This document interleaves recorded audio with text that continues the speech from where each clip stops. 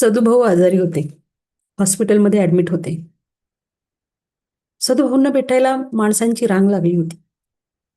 कारण सदुभाऊ तशी प्रतिष्ठित व्यक्ती होती. पण या काळात सदुभाऊ खूप हुशार होते. सदुभाऊंनी काय केलं, या काळात निरीक्षण करायला सुरुवात केली की माझ्या आजारपणात मला खऱ्या अर्थाने मानसिकरित्या ताकद देणारी कोण माणसं आहेत.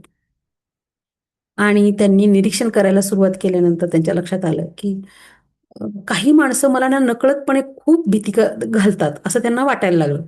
आणि काही माणसं मात्र मला मनाला उभारी देतात.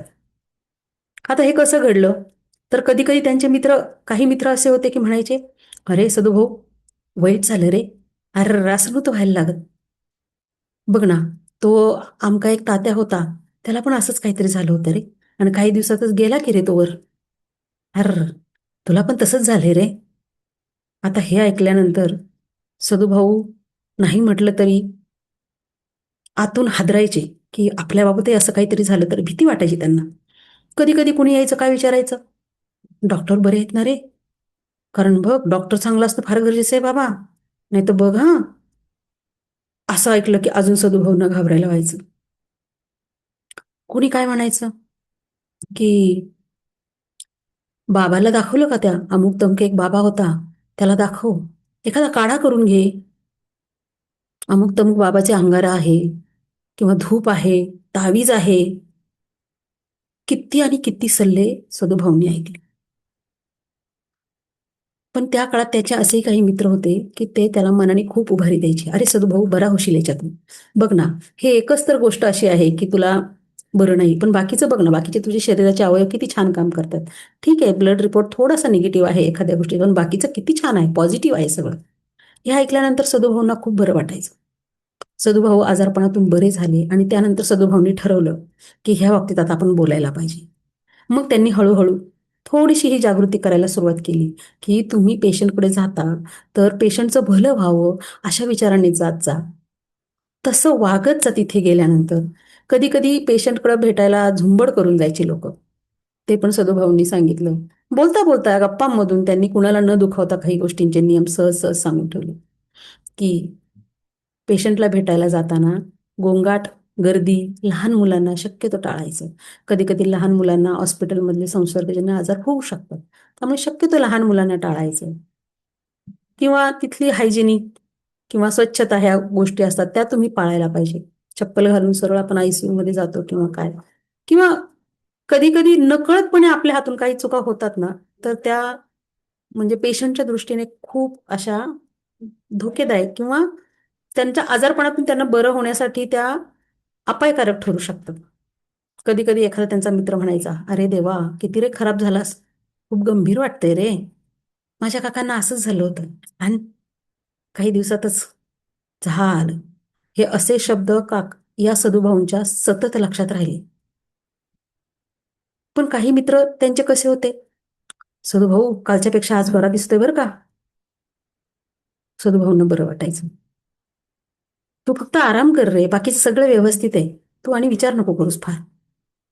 हे ऐकून ऐकून सदुभाऊ बरा झाला होता. खरं तर कधी कधी औषधांपेक्षाही शब्द, मनापासून आलेले शब्द, जिव्हाळ्याचे शब्द, तू बरा होशील, तुझ्यावर दाखवलेला विश्वास, या गोष्टी फार फार मॅटर करतात. आजार शरीराला होतो, पण शब्द मनाला धीर देतात आणि शरीर बरं करायला मदत करतात. जेव्हा तुम्ही पेशंटला भेटायला जाता तेव्हा लक्षात ठेवा, तुम्ही डॉक्टर नसाल पण तुमचे शब्द मात्र औषधासारखे काम करत असतात. पटतंय ना तुम्हाला पण? थोडक्यात काय, तर काही गोष्टी आपण पाळायला पाहिजे.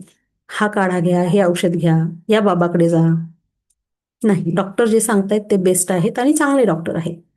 सहानुभूती द्यायची पण दया नाही दाखवायची. बिचारे, उलट असं म्हणायचं, तुम्ही खूप स्ट्रॉंग आहात, धीराने सगळं सांभाळताय आणि हेच खूप महत्वाचं आहे. भीती वाढवणारे वाक्य टाळायची. अरे रे रे, खूप सिरियस झाले रे, माझ्या ओळखीच्यांना पण असा आजार झाला होता रे, आणि काय सांगू, काही दिवसातच. किंवा डॉक्टरांविषयी अनावश्यक भीती, डॉक्टर बरे आहेत ना रे. हे काय बोलावं, काय बोलू नये, आणि हे काही जाणीवपूर्वक तुम्ही करता, आपण म्हणजे कुणीच जाणीवपूर्वक करतं असं पण नाहीये. कारण आपण खूप चांगल्या इच्छा त्या पेशंट बरा व्हावा म्हणून आपण गेलेलो असतो तिथे, पण नकळतपणे या चुका घडतात. कधी कधी जर पेशंट आर्थिकदृष्ट्या कमकुवत असेल तर त्याच्या सन्मानाला ठेच न लागता तुम्ही आर्थिकदृष्ट्या त्याच्या जे नातेवाईक असतील किंवा त्यांचं कोणी हितचिंतक असेल जवळ, तर त्यांच्याकडे तुम्हाला जमेल तेवढे पैसे खरं तर द्यायला हवे. आणि पेशंटकडे जाताना त्यांच्या आजारानुसार त्यांना काय घेऊन जावं, शक्यतो रिकाम्या हाताने जायचं नाही. काय घेऊन जावं हे थोडंसं त्यांच्या नातेवाईकांना जरा विचारलं तर ते जरा सोपं पडेल. नाहीतर शुगरचा पेशंट आहे आणि तुम्ही त्याला चिकू किंवा आंबा वगैरे असं काहीतरी घेऊन जाता. अशा छोटी छोटी चुका असतात यात, त्याच आपण सुधारायच्या असतात. कारण आपला हेतू स्वच्छ असतो. आपल्याला त्या पेशंटला, आपल्या माणसाला बरं करायला बरं करायला आपण जात असतो. म्हणजेच आपले शब्द, आपलं वागणं, आपलं बोलणं हे खूप खूप खूप पेशंटसाठी अ, उभारी देणारं असतं. आणि म्हणून तुम्ही पेशंटला उभारी द्यायलाच जात आहात, ना की पेशंटला भीती दाखवायला, त्याचं खच्चीकरण करायला. तर हे एक छोटासा माझा संदेश होता, की नुकतंच मला एका हॉस्पिटलमध्ये जाण्याचा योग आला आणि मग मला जाणवलं, की आजूबाजूला पेशंट पाहिले, तिथे येणारी माणसं पाहिली. तर जाणवलं, की काही-काही पेशंटला त्याच्या आजूबाजूचे नातलग जे भेटायला येतात, नकळतपणे भीती दाखवून जातात. आणि मग विचार करते, की अरे, ह्या मनावर पेशंट तर तो अगोदर मनाने खचलेला असतो आणि जर असं आपण बोललं, तर कसा परिणाम होत असेल त्याच्यावर? म्हणून एक छोटासा हा व्हिडिओ बनवावासा वाटला आणि तो मी तयार केला आहे. आय होप तुम्हाला नक्कीच आवडला असेल. Thank you for watching this channel. जर तुम्हाला असेच संदेश किंवा अशा गोष्टी ज्या समाजहितकारक आहेत, ज्या मनाच्या रिलेटेड आहेत, या जर आवडत असतील तर नक्की चॅनलला सबस्क्राईब करा. Thank you.